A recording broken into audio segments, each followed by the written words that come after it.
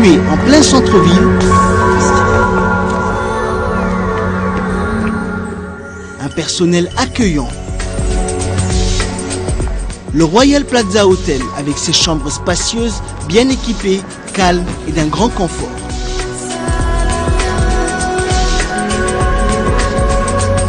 Un restaurant sous une tente de style oriental vous propose un choix culinaire oriental et occidental. Le Royal Plaza Hotel rendra votre séjour merveilleux dans cette ville très agréable.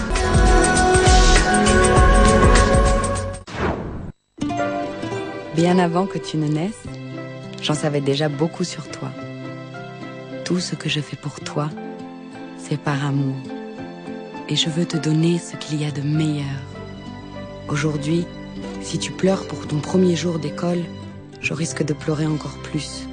Nouveau Nido Fortigro, une combinaison unique de vitamines, minéraux et protéines de qualité qui aide vos enfants à grandir et réussir. Ayez confiance en vous. Nido, votre amour, leur futur.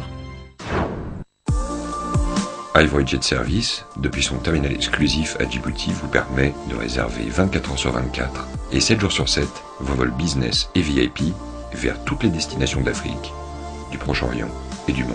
Voyager sur notre flotte vous apportera sérénité, confort et sécurité.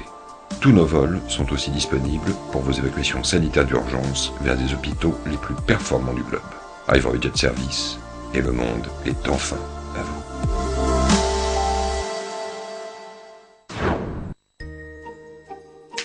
Hey, comme ma télé, je suis le plus stylé pour les fêtes de fin d'année. Costume lumineux et programme exclusif. Merveilleux! Pendant les fêtes les plus stylées des bouquets Canal+, retrouvez en exclusivité le meilleur du cinéma pour toute la famille. Ça me plaît. Des séries sensationnelles. C'est le buzz assuré. Vraiment? Des émissions inédites. La température est montée de quelques degrés. Mesdames, messieurs, s'il vous plaît, du bruit. Ou encore les plus grands rendez-vous sportifs. Et encore plus stylé. Jusqu'au 31 décembre, le décodeur passe à 5000 francs et la parabole est offerte. Dépêchez-vous.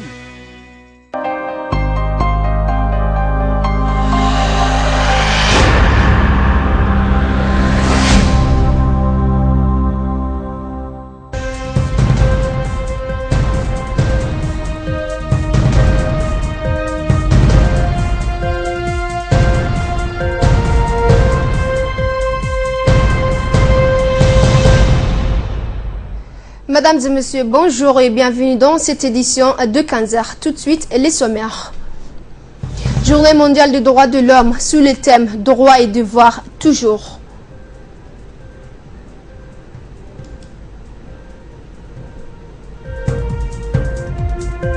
Ministère de l'Intérieur et HCR, un atelier sur le cadre légal de réfugiés.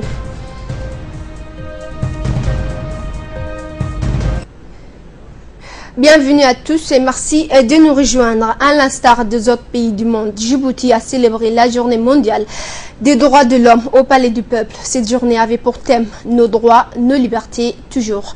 Placée sous le haut patronage du président de la République, la cérémonie a vu la participation du Premier ministre, son Excellence Abdelkader Kamel Mohamed, le ministre de la Justice, Ali Farah Assoué, les membres du gouvernement, le président de la Commission nationale des droits de l'homme, Ali Mohamed Abdou, les agences des Nations Unies, dont les représentants de la Fédération des droits de l'homme, l'ambassadeur des États-Unis d'Amérique, Mr. Tom Kelly, ont aussi participé à la célébration de la Journée internationale des droits de l'homme qui se déroule tous les 10 décembre.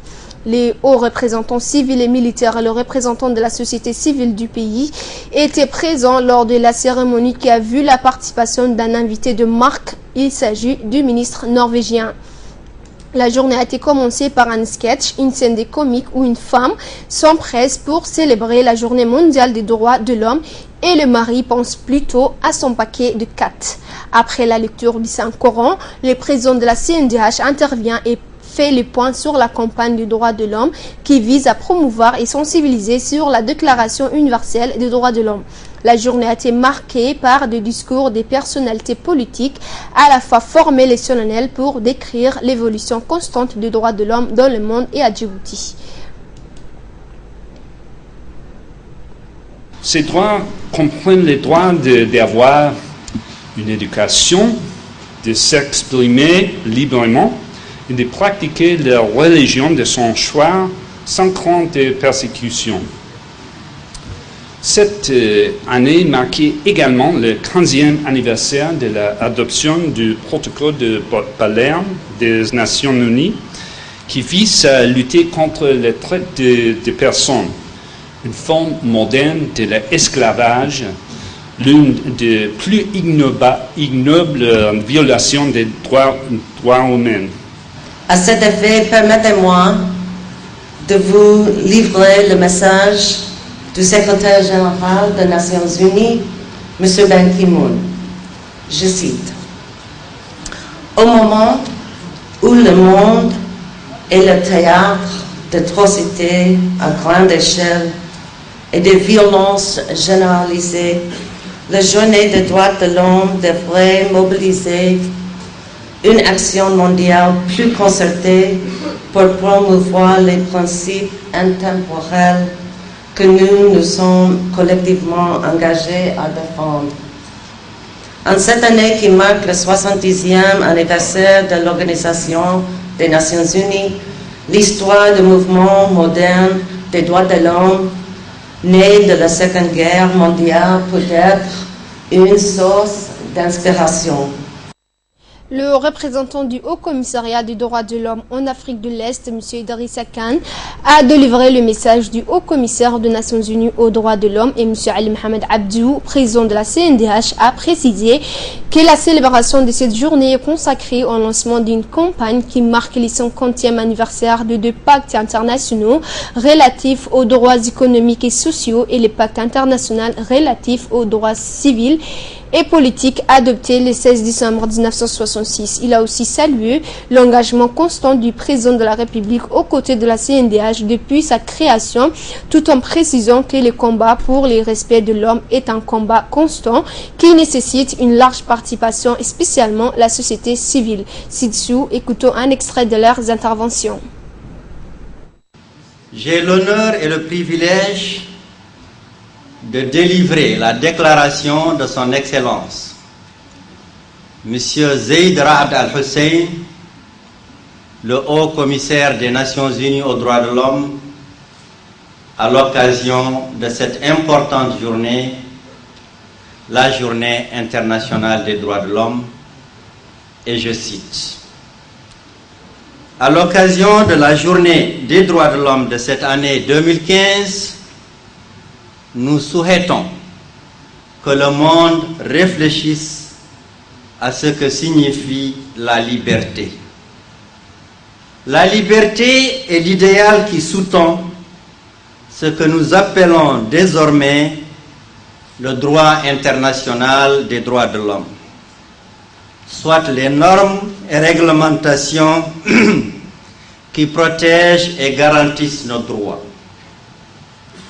La Journée des droits de l'homme 2015 marque le lancement d'une campagne d'un an qui célèbre le 50e anniversaire des deux traités internationaux de défense des droits de l'homme, qui comptent parmi les plus anciens, à savoir le Pacte international relatif aux droits civils et politiques et le Pacte international relatif aux droits économiques, sociaux et culturels. L'Assemblée générale des Nations Unies a proclamé le 10 décembre Journée des droits de l'homme en 1950 afin de promouvoir auprès de tout le peuple la Déclaration universelle des droits de l'homme, idéal commun à atteindre par tous et toutes les nations. La Journée des droits de l'homme 2015 est consacrée au lancement d'une campagne qui marque le 50e anniversaire de deux pactes internationaux relatifs aux droits économiques, sociaux et culturels et le pacte international relatif aux droits civils et politiques, qui ont été adoptés par l'Assemblée générale des Nations Unies le 16 décembre 1966. Les deux pactes, ainsi que la Déclaration universelle des droits de l'homme, forment la Charte internationale des droits de l'homme, énonçant les droits civils, politiques, culturels, économiques et sociaux, qui sont les droits de tous les êtres humains. La campagne et le thème retenu cette année, nos droits, nos libertés toujours, visent à promouvoir et sensibiliser aux deux pactes qui fêtent leur 50e anniversaire. La campagne, qui durera toute l'année, est centrée sur les thèmes des droits et libertés, liberté des paroles, liberté de culte, liberté des déplacements, de réunions, sur lesquels se fonde la Charte internationale des droits de l'homme. Ces droits et libertés sont aussi pertinents aujourd'hui qu'ils l'étaient lorsque les pactes ont été adoptés. Quant à la Commission nationale des droits de l'homme, cette année après sa création, elle s'attelle avec abnégation à cette tâche au quotidien en dépit de ses moyens limités, avec les sentiments du devoir accompli et aussi avec l'espoir de faire encore davantage pour la promotion et la protection des droits à Djibouti, tout en sachant pertinemment qu'il reste encore beaucoup de chemin à parcourir et des conservatismes et mentalités à endiguer pour la plénitude des droits de nos concitoyens. Du haut de cette tribune, je tiens particulièrement à saluer l'engagement constant du président de la République en faveur des droits de l'homme à Djibouti et aux côtés de la CNDH depuis sa création, afin que les hommes et les femmes qui composent notre nation puissent jouir pleinement de leurs droits dans l'égalité, la liberté et la paix. Le ministre de la Justice, garde des Sceaux, Ali Farah Assoué, chargé des droits de l'homme, a indiqué que notre pays a toujours œuvré dans la protection et la promotion de l'homme. Ce respect des droits humains vont dans la droite ligne de la Déclaration universelle, a-t-il rappelé. Écoutons-les. À travers le monde, le 10 décembre est célébrée la Journée internationale des droits de l'homme. La République de Djibouti n'a jamais dérogé à cette célébration. Les droits de l'homme est l'idéal commun que doivent atteindre tous les peuples et toutes les nations. Les États membres de l'ONU ont toutefois la responsabilité première de protéger les droits fondamentaux de leur population. C'est pourquoi les gouvernements, quels qu'ils soient, sont tenus de respecter et faire respecter l'exercice du droit, de protéger de sorte que nul n'entrave l'exercice du droit, de mettre en œuvre les mesures appropriées pour garantir le plein exercice du droit. Chaque année, il nous appartient de réaffirmer nos valeurs humanistes, d'établir un diagnostic de la situation des droits de l'homme et de pratiquer et de proposer plutôt les actions à mener pour renforcer les acquis. Excellences, Monsieur le Premier ministre, distingués invités, notre pays est ouvert comme toujours, terre de rencontres et d'échanges, comme nous les affirmons souvent. Djibouti s'est soucié le début du sort de la population fuyant la guerre au Yémen et qui a trouvé refuge à Obok dans le nord de notre pays.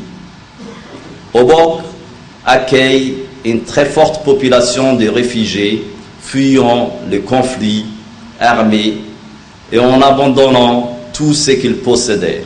En dépit de nos ressources limitées, nous nous efforçons de mobiliser tous les services de l'État pour accueillir, soulager et apporter le minimum à ces déplacés. Le Premier ministre Abdelkader Kamel Mohamed a dans son intervention rappelé les valeurs des droits de l'homme. Il a mis l'accent sur l'engagement du pouvoir public dans la réalisation des principes fondamentaux des droits humains. Nous l'écoutons, il s'est exprimé en ces termes. C'est à la fois un plaisir et un honneur pour moi de célébrer avec vous c'était un événement qui nous tient particulièrement à cœur, un événement qui se répète chaque année et qui donne la date et dont la date a été choisie pour honorer l'adoption par l'Assemblée générale des Nations Unies le 10 décembre 1948, la Déclaration universelle des droits de l'homme. Le thème choisi cette année, comme l'ont souligné tous les intervenants qui ont précédé, s'intitule « Nos droits, nos libertés, toujours ». En effet, les droits de l'homme sont notre apanage à tous et en toutes circonstances, que nous soyons, quelle que soit notre origine, notre classe sociale et nos opinions. C'est une question de justice pour les individus, la stabilité pour les sociétés et les progrès pour le monde entier.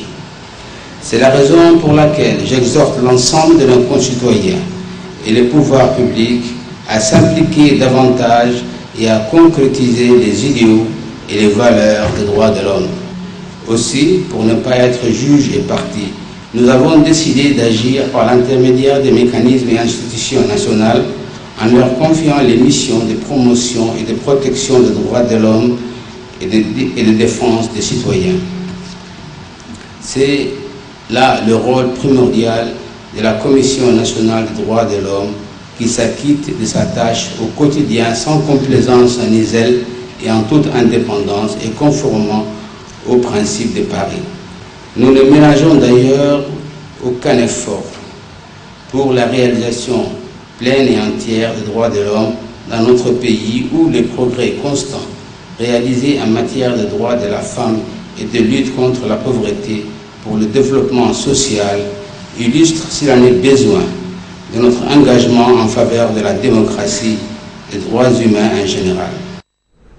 Poursuivant son intervention, le Premier ministre a rappelé que nul ne pouvait se prévaloir des violations des droits de l'homme alors que l'on sème les désordres et se livre à des actes réprimés par la loi. Tous les citoyens sont tenus par le respect des droits humains, a-t-il souligné. Nous vous proposons de l'écouter à nouveau. Qu'il me soit permis de souligner que le respect des droits de l'homme ne s'accorde nullement avec le désordre et les actes répréhensibles que nous ne sommes pas prêts d'accepter parce qu'ils sont absolument contraires aux droits humains. Lorsque des mercenaires à la solde de l'Érythrée imposent des rafles et emprisonnements à des jeunes nomades transformés en enfants soldats, s'il s'agit bien d'actes dégradants qui violent les droits humains dans leur essence, même si ce pays est en dehors de la normalité. Que dire de cette opposition qui refuse de respecter toutes les lois de la République? Que dire de cette opposition qui veut saccager tout sur son passage, y compris les libertés publiques? En fait, en s'attaquant aux lois fondamentales de la République, l'opposition démontre sa véritable ambition, saper la paix civile, défaire le concorde national et détruire les progrès accomplis. Eh bien, nous disons non. Cette journée solennelle de célébration des droits de l'homme et humain, le respect des droits et des libertés s'impose à tous. Personne ne peut y déroger. Aussi, il est de la responsabilité du gouvernement de sauvegarder les libertés publiques de circulation des hommes et des biens dans notre pays. Il s'agit d'un droit humain intangible que nous devons tous respecter et scrupuleusement pour le bien-être et le progrès de notre peuple. Célébrer cette journée ensemble constitue un devoir auquel nous devons tous souscrire sans ménager nos efforts. Aussi, permettez-moi de féliciter les membres de la CNDH et leur président pour le travail remarquable qu'ils mènent en faveur des droits de l'homme et au service de leurs concitoyens. Je voudrais les assurer du soutien du gouvernement dans tous les domaines pour appuyer les efforts de progrès dans la promotion et de la protection des droits de l'homme, car la défense et le respect des droits de l'homme seront toujours des réalisations communes. On marque une petite pause pour vous transmettre le Adhan al-Asr. On se retrouve juste après le Adhan.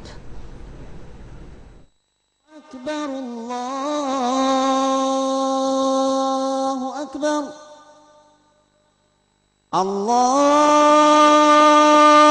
أكبر الله أكبر أشهد أن لا إله إلا الله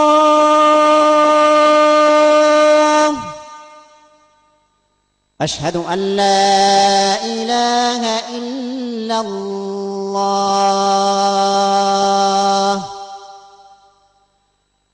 أشهد أن محمدا رسول الله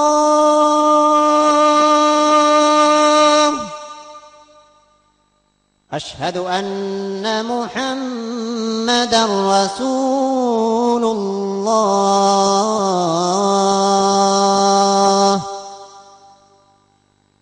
حي على الصلاة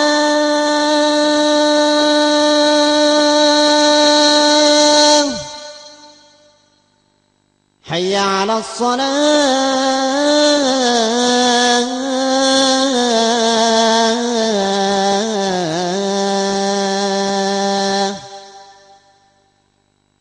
حي على الفلاح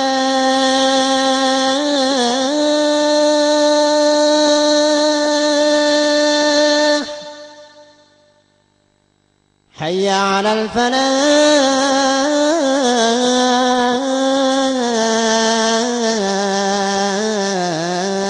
الفلاح الله أكبر الله أكبر لا إله إلا الله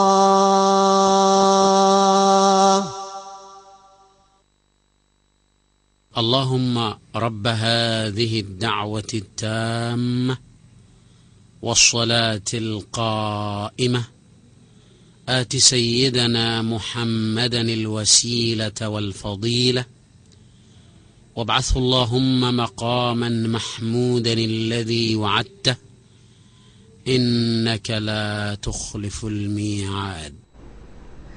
Poursuivant donc le journal, lors de cette cérémonie, nous avons recueilli quelques réactions des participants et le représentant de la famille et de justice. Aujourd'hui, à l'instar du reste du monde, Djibouti célèbre la Déclaration universelle des droits de l'homme et également le 50e anniversaire des pactes pour les droits civils et politiques et les droits économiques et sociaux. Vous n'êtes pas sans savoir que cette année, le thème retenu, c'est nos droits, nos libertés toujours, c'est-à-dire tous les droits économiques et sociaux, culturels, ainsi que les droits civils et politiques doivent être respectés et les faire prévaloir, en même temps les faire respecter. L'intitulé de ce matin, c'était nos droits, nos libertés toujours. Et c'est le principe même des droits de l'homme.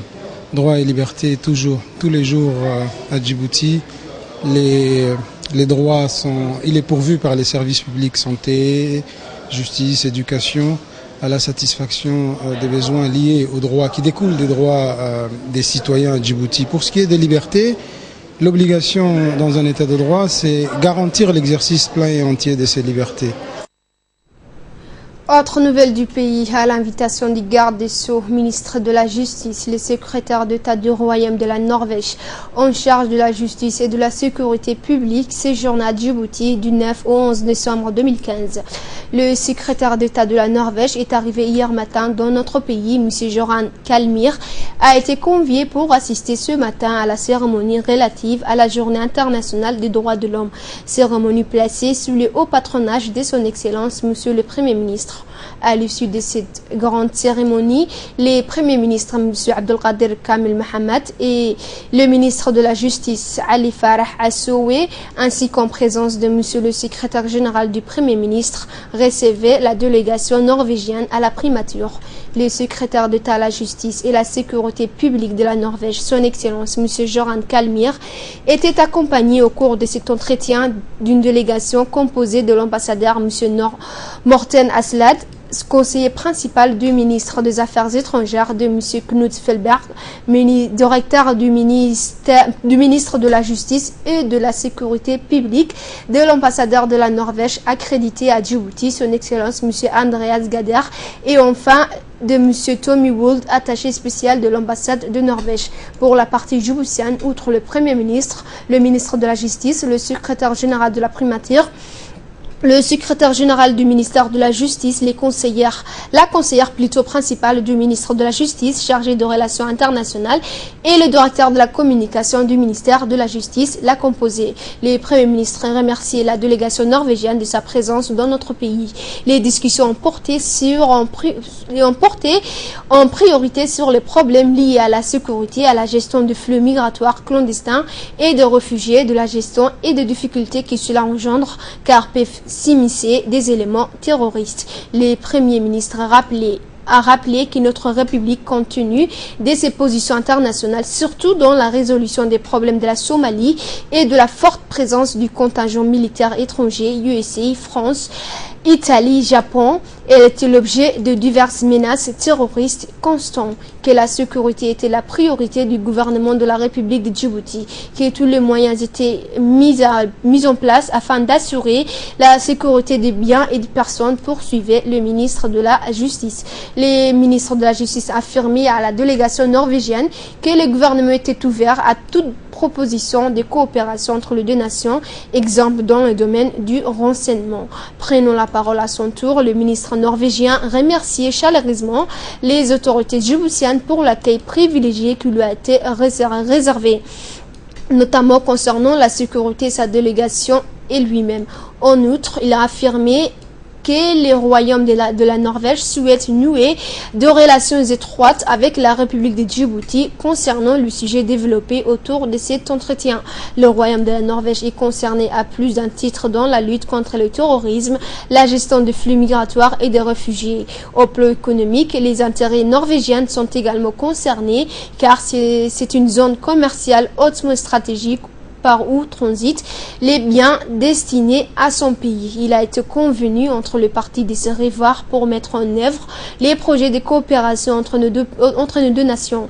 À la fin de l'entretien, le ministre norvégien offrait des présents à monsieur le Premier ministre et à monsieur le ministre de la Justice. La délégation norvégienne était invitée par le ministre de la Justice et le Premier ministre à déjeuner en compagnie de plusieurs membres du gouvernement et des hautes autorités publiques. Il a noté que le secrétaire d'État à la justice et à la sécurité publique de la Norvège, son Excellence M. Göran Kalmyr et sa délégation se rendront au camp de réfugiés d'Ali Adé. Toujours dans les nouvelles du pays et toujours à la primature, son Excellence M. le Premier ministre, Abdelkader Kamel Mohamed a reçu aujourd'hui le 9 décembre 2015, à 11h, la visite de l'ambassadeur de la République de Turquie, M. Sadi Altinok, nouvellement accrédité en République de Djibouti. Il a souhaité la bienvenue aux diplomates en soulignant l'excellence de relations de coopération entre la République de Djibouti et la Turquie, qui a en peu de temps est devenu un partenaire privilégié de notre pays, a précisé le Premier ministre. Il a en outre insisté sur les liens historiques entre la Turquie et la Corne d'Afrique qui constituent les fondements de nos liens privilégiés avec la Turquie qui intervient, a-t-il dit, dans des secteurs clés de l'enseignement supérieur et de la santé, entre autres domaines. Il a donné aux diplomates l'assurance que le gouvernement de la République sera à ses côtés pour l'assister dans sa mission. Aussi, il lui a renouvelé ses mots de bienvenue, lui déclarant que sa porte lui était ouverte. Le diplomate turc a tout d'abord remercié les premiers ministres pour cette réception et pour ses mots d'encouragement et de bienvenue. Il a en outre exprimé son enthousiasme quant au renforcement de relations entre les deux pays. Il a indiqué que son prédécesseur a effectué un travail de valeur avec les autorités des deux pays, travail qu'il poursuivra sans relâche. Il a l'ambition, a-t-il dit, de multiplier ses efforts dans la consolidation de relations entre les deux pays sur le plan culturel, politique et économique. Les diplomates ont en outre insisté sur l'importance de relations bilatérales entre les deux pays. Il a émis son souhait que les deux pays mettent en place une instance de suivi de la coopération de haut niveau, c'est-à-dire ministérielle, pour accroître les échanges à travers un mécanisme régulier et performant. Selon le diplomate turc, un tel mécanisme djibouto-turc peut servir d'accélérateur pour cibler les domaines de coopération en lien avec les besoins de deux pays et ainsi répondre au mieux aux opportunités de nos deux pays, a-t-il souligné. L'ambassadeur a aussi exprimé l'intérêt d'une coopération bilatérale renforcée dans divers domaines tels que le port, l'aéroport, les géothermies, la sécurité interne, tout cela afin de démontrer la volonté de Turquie à élargir ses échanges avec la République de Djibouti. Il a renouvelé son remerciement au Premier ministre pour ces échanges d'un grand intérêt pour les deux pays. Un atelier sur la protection des réfugiés à Djibouti s'est tenu ce matin à Djibouti, place Kempeski. Cette réunion a vu la participation du ministre de l'Intérieur Hassan Omar Mohamed, le secrétaire exécutif de l'ONARS Hussein Hassan Darar, le représentant du HCR à Djibouti, Bol Dentorum. Cet atelier avait pour but de présenter les cadres juridiques relatifs à la protection et à l'assistance de ces personnes vulnérables à Djibouti. Cette réunion constitue le lancement du processus d'élaboration du projet de loi nationale sur l'asile en République de Djibouti. Rappelons que cet atelier a pour mission de s'inscrire dans la feuille de route de l'ONARS, qui est une institution qui œuvre depuis sa création en 1978 à la protection des réfugiés. Il faut savoir que la République de Djibouti a toujours été une terre d'asile pour les milliers de personnes fuyant les guerres. Plus généralement, l'élaboration et l'adoption d'une loi nationale sur les réfugiés permet à notre pays de mieux se former, de se conformer plutôt aux dispositions de la Convention de Genève sur les réfugiés, invitant les pays membres à produire leur propre loi sur l'asile. Le secrétaire exécutif de l'ONARS, Hussein Hassan Darar, a dans son allocution rappelé que la République de Djibouti a déjà mis en place des cadres juridiques et institutionnels pour gérer l'assistance et la protection des réfugiés. Sur le plan international, la République de Djibouti a également adhéré à la Convention de Genève sur les réfugiés de 1951 et à la Convention de 1969 de l'Union africaine régissant des situations des réfugiés en Afrique. Mesdames et Messieurs, l'atelier que nous inaugurons aujourd'hui vise à poser le cadre d'élaboration d'un projet de loi national pour la protection des réfugiés à Djibouti. Le ministre de l'Intérieur Hassan Omar Mohamed a dans son discours mis en exergue la politique du gouvernement sur la protection des réfugiés. Je vous propose d'écouter les propos du ministre. La République de Djibouti a toujours été une terre d'asile pour les milliers de personnes fuyant les guerres et les perquisitions dans leur pays. À l'instar des réfugiés somaliens, éthiopiens et érythréens, dont certains parmi eux vivent en République de Djibouti depuis plus de 25 ans, l'afflux récent des réfugiés en provenance de Yémen depuis le mois de mars dernier constitue un exemple de la politique en matière d'accueil et d'assistance menée par notre gouvernement vis-à-vis des réfugiés et des demandeurs d'asile, et c'est en conformité avec ses engagements par rapport aux instruments juridiques internationaux dont notre pays est signataire, notamment la Convention de Genève de 1951 sur le statut de réfugié et la Convention de l'Union africaine régissant les aspects propres aux problèmes des réfugiés en Afrique. Le travaux d'un atelier de formation sur l'utilisation des tablettes à l'équipe d'encadrement et aux enseignants de la classe de première année dit primaire de Djibouti s'est clôturé aujourd'hui au CFF, Centre de formation des enseignants de l'enseignement fondamental. Cet atelier de 2 jours a permis aux participants de se familiariser à l'utilisation de tablettes numériques en classe. Plus de 200 personnes composées des conseillers pédagogiques, des directeurs d'école et l'ensemble des enseignants de première année de la base de Djibouti ont abordé au cours de ces 2 jours des formations de thèmes comme les caractéristiques des tablettes, explorer avec les formateurs les applications et les études éducatives contenues dans les tablettes, mais aussi travailler sur les applications Dreams qui sont des jeux ludiques qui permet à l'enfant d'aiguiser sa curiosité et favoriser son éveil. Les équipes d'encadrement et les enseignants des premières années ont travaillé sur l'offre pédagogique, les fiches pratiques et une simulation des activités pédagogiques exploitables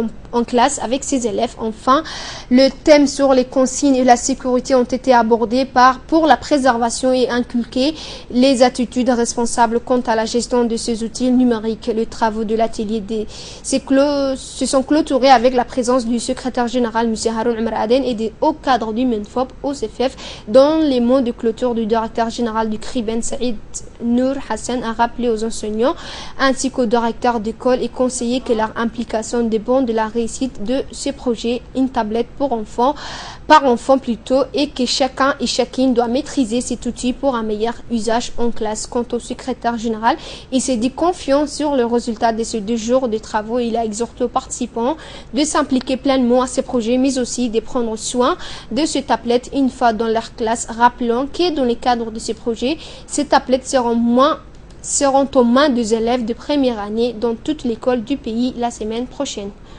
C'est un livre trop lourd sur son sac. Elle est vraiment portatif et facile à manipuler avec les élèves. Je vois qu'aujourd'hui, de ce millénaire-là, les élèves sont beaucoup plus expérimentés que nous sur les écrans tactiles comme dans le téléphone. Je suis maman, j'ai des enfants et machallah, les élèves, ils sont intelligents à pouvoir manipuler les tablettes et elles sont vraiment solides, elles ne pourront pas se casser grâce à la couverture caoutchouc que portent ces tablettes-là. Aucune crainte, Inch'Allah, les enfants se sentiront épanouis, responsables et il n'y aura pas les débordements que nous avons tendance à avoir chaque jour dans les classes de première année qui sont difficiles à maîtriser. C'était donc une enseignante bénéficiaire de cet atelier. Toujours dans les nouvelles du pays, voilà que depuis presque 2 mois, 3 jeunes sillonnent les régions d'intérieur à la rencontre de la population afin de recueillir leurs doléances qui seront transmises au président de la République dans son livre d'or. Il s'agit d'Aramis, Ziad et Mokhtar, 3 jeunes qui ont en effet entrepris une démarche insolite et en même temps intéressante. Depuis le 1er septembre, ces jeunes se déplacent de ville en ville et de village en village à la rencontre des populations. Ils se sont rendus déjà dans 4 régions, Tadjoura, Dikil et Dobok, et Arta. Ils ont sillonné l'arrière-pays. Les 3 jeunes qui se sont rencontrés par l'intermédiaire des réseaux sociaux précisent que leur démarche est apolitique et a pour objectif de se rendre compte des conditions dans lesquelles vivent leurs concitoyens. Les populations qui l'ont rencontré étaient satisfaites de l'initiative de ce jeune. Ces derniers récoltent les doléances des populations tout en se rendant compte de leurs conditions d'existence. Au programme de leur prochain déplacement prévu pour le mois de décembre, les régions d'Ali-Sabié et de Djibouti-Ville. Les 3 jeunes notent et enregistrent les attentes et les demandes des populations rencontrées dans un livre d'or qu'ils entendent remettre au président de la République pour les sensibiliser et l'alerter sur les préoccupations réelles de leurs concitoyens, soulignant que les 3 jeunes à l'origine de cette belle initiative de démocratie participative compte aujourd'hui intéresser d'autres jeunes à l'ère de marche. Actualité à l'étranger, à présent, des représentants des factions apolitiques et des groupes armés de l'opposition syrienne ont ouvert des discussions hier à Riyad pour tenter d'unifier leur position en vue d'éventuelles négociations avec le régime de Damas. Une centaine de délégués étaient rassemblés jusqu'aujourd'hui à huis clos dans un grand hôtel du Riyad placé sous haute surveillance. En les accueillant, le ministre saoudien des Affaires étrangères Abdel Jubeir a salué ce large rassemblement de l'opposition syrienne sans précédent depuis le début de 2011 du conflit qui a fait plus de 2500 morts et poussé à l'exode des millions de personnes. La réunion de Riyad se déroule avec une large participation des groupes d'opposition de l'intérieur et de l'extérieur de la Syrie, a indiqué l'agence saoudienne. En sont exclues les organisations qualifiées de terroristes comme les djihadistes rivaux des groupes État islamique et du Front al-Nusra, la branche syrienne Al-Qaïda. Les groupes kurdes n'ont pas été invités et organisent en Syrie une réunion parallèle avec d'autres groupes de l'opposition. Une source de l'opposition syrienne a indiqué dans l'après-midi à l'AFP que les discussions s'est passées bien et que les positions étaient proches. Khalid Khoja, le chef de la coalition nationale, principale composante politique de l'opposition syrienne basée à Istanbul, s'est quant à lui déclaré optimiste quant à un accord sur la formation d'une équipe de négociation et sur le principe devant guider ces négociations avec le régime de Bachar al-Assad. Le président de la COP21, Laurent Fabius, a dévoilé un nouveau projet de texte d'accord à la conférence sur le climat à Paris mercredi. Rien n'est encore réglé tant les points de désaccord sont encore nombreux. Après les grands discours des chefs d'État la semaine dernière et l'espoir d'arriver à un accord ambitieux sur le climat, voici venue la dernière ligne droite. Laurent Fabius, président de la COP21, a reçu le texte final qui devait servir de base à l'accord mercredi 9 décembre à 15h. Trêve de tension entre négociateurs. Les documents devaient être initialement remis des heures plus tôt. Ce texte doit maintenant être traduit dans les différentes langues des négociateurs afin d'être soumis une dernière fois au ministre des 150 pays représentés, censé signer les documents finaux vendredi. Il y a une réduction des 3/4 du nombre de points entre crochets, s'est réjoui Laurent Fabius. Mais dans l'ensemble, l'ambiance n'a pas au beau fixe dans les couloirs de la conférence parisienne sur le climat. Les négociations avancent vraiment lentement, est une phrase entendue plus d'une fois dans la bouche de représentants de la société civile. Sur un certain nombre de points, les 29 pages de ce texte final sont loin de satisfaire les attentes, notamment de pays de voie de développement. Ce texte soumis à Laurent Fabius souligne en effet les intérêts divergents entre les États dits riches soumis à des pressions budgétaires en raison du contexte économique mondial et les pays en voie de développement. Fin de journal, on se retrouve juste après une petite pause de publicité avec le focus de Ferdous Hussein.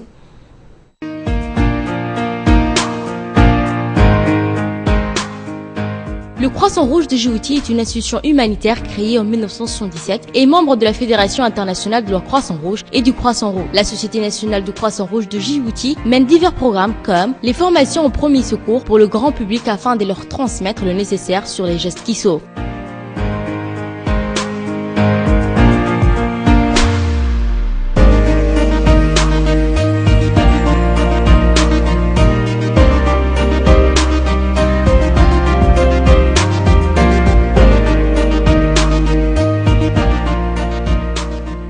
Le Croissant Rouge de Djibouti conduit également un programme axé sur l'eau, l'hygiène et l'assainissement appelé WASH.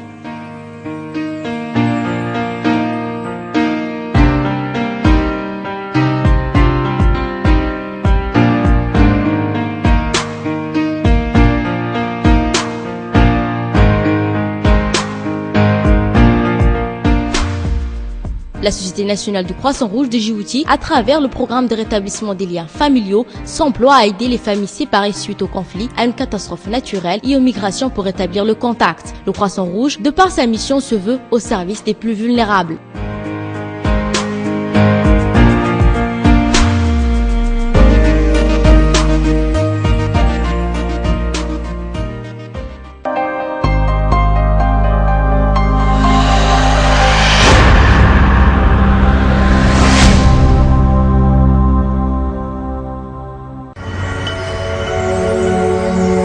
Situé en plein centre-ville, un personnel accueillant, le Royal Plaza Hotel avec ses chambres spacieuses, bien équipées, calmes et d'un grand confort.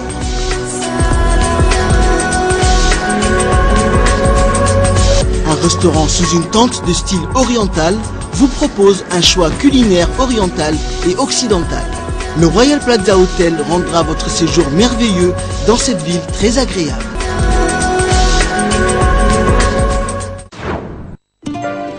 Bien avant que tu ne naisses, j'en savais déjà beaucoup sur toi. Tout ce que je fais pour toi, c'est par amour. Et je veux te donner ce qu'il y a de meilleur. Aujourd'hui, si tu pleures pour ton premier jour d'école, je risque de pleurer encore plus.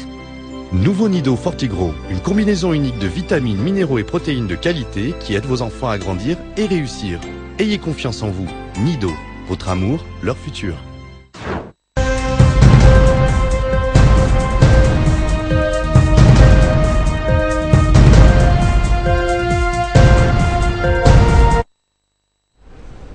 Bienvenue à nouveau et cette fois-ci dans le focus avec Ferdous Hussein. Bonjour Ferdous. Qu'est-ce que tu as préparé Ferdous pour le public? Bonjour Asma, bonjour à tous. Pour commencer, nous allons tout droit à New York pour parler de l'indignation après les propos anti-musulmans de Donald Trump.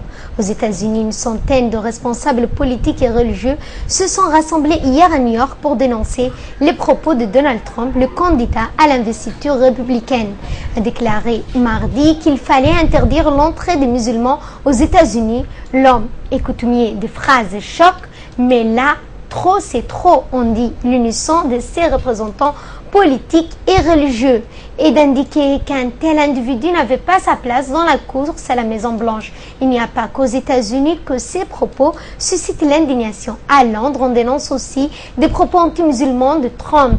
Une pétition a été lancée sur le site du Parlement britannique pour appeler à empêcher l'entrée de Donald Trump au Royaume-Uni. En quelques heures, cette pétition a déjà fait 300 000 signatures. Par ailleurs, en Écosse, le gouvernement local d'Édimbourg a annoncé qu'il retirait à M. Trump le titre d'ambassadeur d'affaires qu'il occupait depuis 2006, estimant que l'homme n'était plus qualifié pour en bénéficier.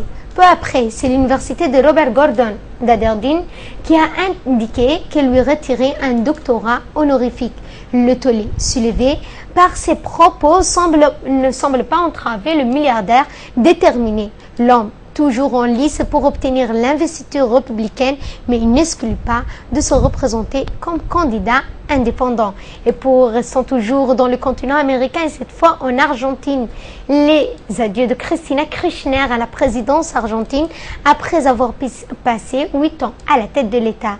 Elle a donné un dernier meeting à Buenos Aires hier. La justice a écourté son mandat de quelques heures, ce qui l'empêche d'assister aujourd'hui à l'investiture de son successeur, Mauricio Macri. Et pour finir, nous allons parler économie mondiale, mais cette fois, nous allons parler de la monnaie électrique. Le créateur du Bitcoin, ce serait l'Australien Stephen Wright. Deux médias américains, Gizmodo et Wright, pensent avoir identifié le créateur de la monnaie virtuelle, le Bitcoin, jusqu'ici sous le pseudo de Satoshi Nakamoto. Il s'agirait en fait d'un Australien du nom de Greg Stephen Wright. Il s'agit d'un de ces mystères qui tiennent en haleine le site web depuis des années. Ce qui se cache derrière la figure de Satoshi Nakamoto, le créateur de la monnaie virtuelle, le Bitcoin. Les sites Wright et Gizmodo aboutissent à la même conclusion en termes de deux enquêtes parallèles. Il ne peut s'agir que de Greg Stephen Wright, un Australien surdiplômé de 44 ans. Un début que l'on date au 9 janvier 2009. Depuis, la monnaie virtuelle a fait son petit chemin, son petit bonhomme de chemin. Son stock total existant est estimé à 5 milliards de dollars à ce moment.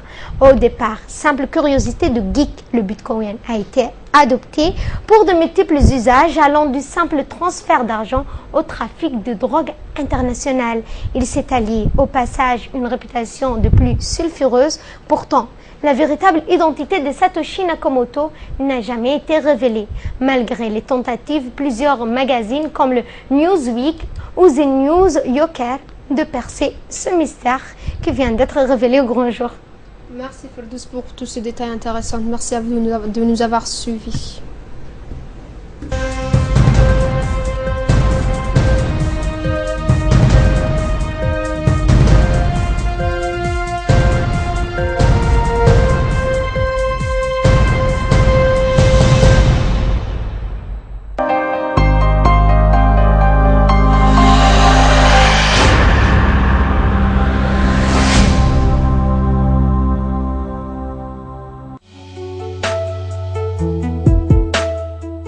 Technique et commerciale de la TNT passera dans les